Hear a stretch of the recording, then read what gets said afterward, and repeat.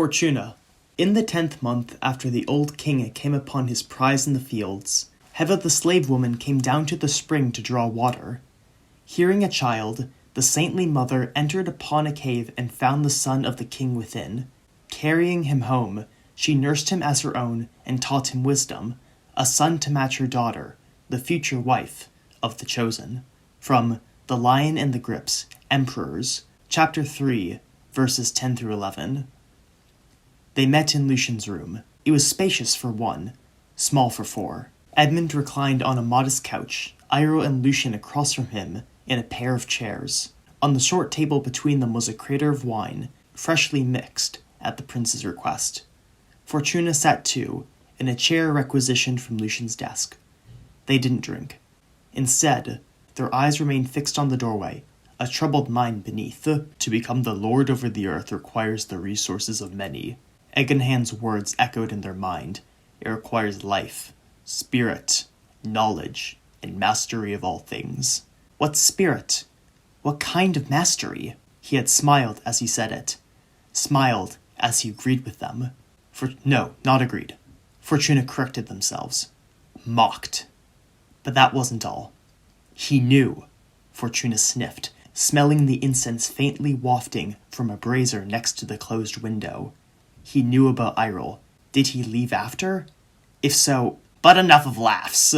Edmund put down his cup with a thunk, cutting Fortuna from their thoughts. His grip is loose. Fortuna clenched their fist, feeling the joints and bones beneath the flesh. I take it, he continued. You know why I have brought you here today. Lucian shifted in his seat. The wine before him was nearly untouched. If I may speak plainly, your highness, he asked. Of course, Edmund grinned. We are all friends here. Why, if I made you do something then held it against you, what kind of person would that make me? A snake. No illusion deludes me, Lucian began slowly, that it was pleasure, and not stately things, which has brought you into my home. What message, what truth, is so sensitive as to not entrust it to a raptor, let alone a royal emissary? Yet you've allowed my brother and legate accompany us. You requested it. So, I must ask, what would my lord have of me? Edmund laughed as he dunked his cup back into the crater. Aha, that's the Lucian I know. I have a question too, Fortuna spoke up. How long, Prince, did you and your counselors spend on the road? Edmund looked up, listening to the sound of the wind. Some 30 and something days. It was before last month's Ides. Fortuna tried to keep a neutral face. Glancing up, they saw Iro was too. And what did you see along the way? A countryside preparing for lean times, the prince replied. But never mind that. Yes, Lucian. I want you to come back with me to fair Calais. The room fell silent. To Fortuna it seemed they, Iro and Lucian, had all become startled cats. One to hiss, one to flee, and one to fight. What? Iro's word cut through the silence, tense and taunt. 4. Edmund drank deep. I hope you'll understand. To be blunt, the Maruli are no longer a clan of little regard. Your father is mine's left arm, commander of his cavalry legions. Your presence is required at the capital. Lucian's chest tightened. He was afraid. By whose order? He asked.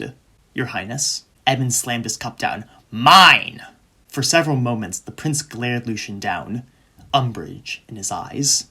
Fortuna tensed. He doesn't mean him to join the Lectorial Guard. Forged after the interregnum, the Lectorial Guard was the Emperor's own household guard, just as Julianus, Rubefair, and the rest were Lucians.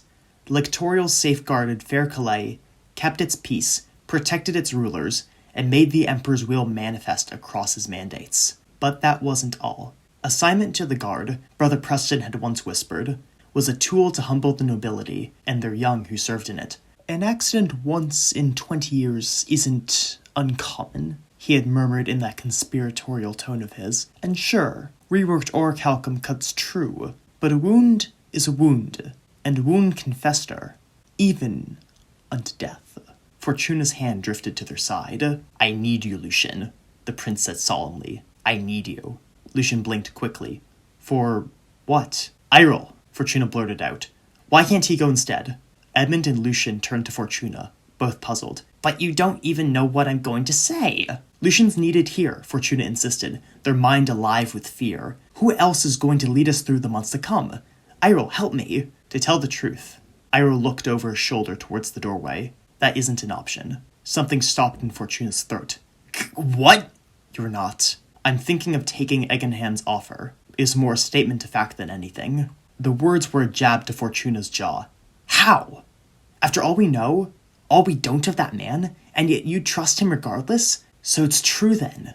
That's the person you've become. What? Surprise was now Lucian's. Then who will govern the mandate? Fortuna's eyes went wide. No.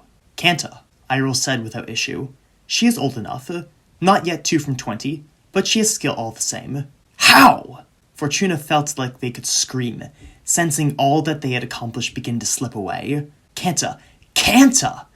Whatever god had made the Marulai had not made them equal. Lucian was beneficent, Iroh-driven, but Kanta was brooding even at the best of times. Cynical, imperious, severe. An image of Erdonia under Kanta's rule flooded their mind. A land and people worked to the bone beneath a grey, starless sky. Legions of faceless soldiers, and Kanta standing over them clad in black armor, their lord and taskmaster. Who? The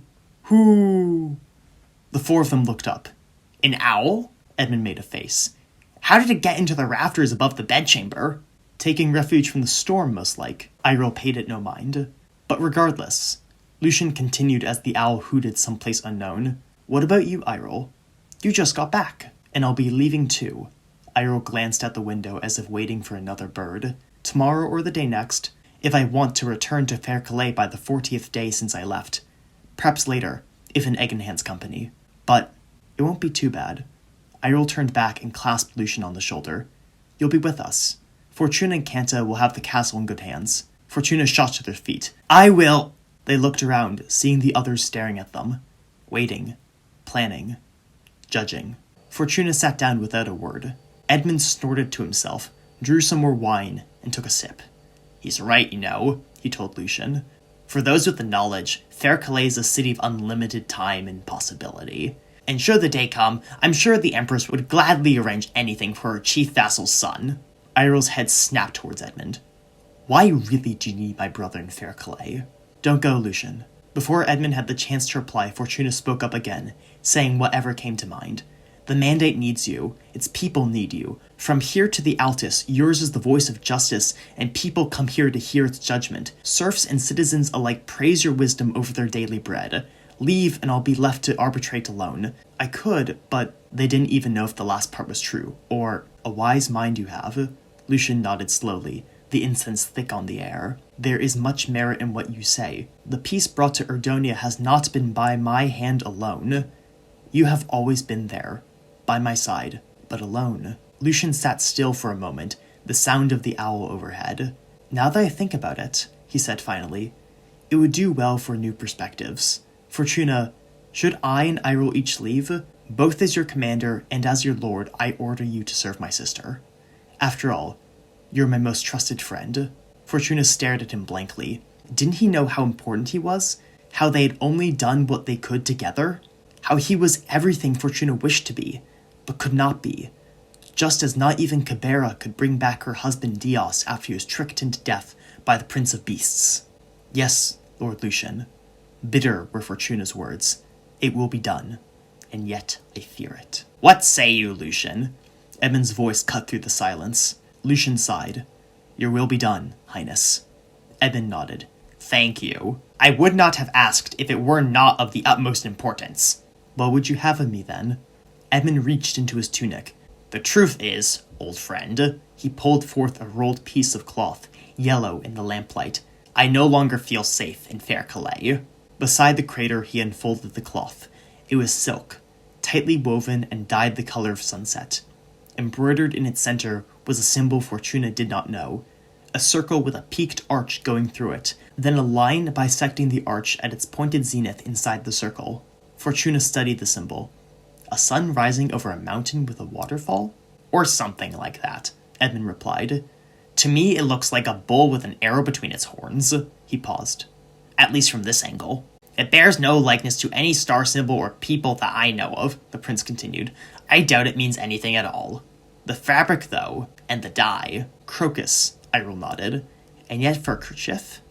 A kerchief left inside my room, Edmund corrected. Locked at the time. All is not well in the house of Otho, for this is the least of it.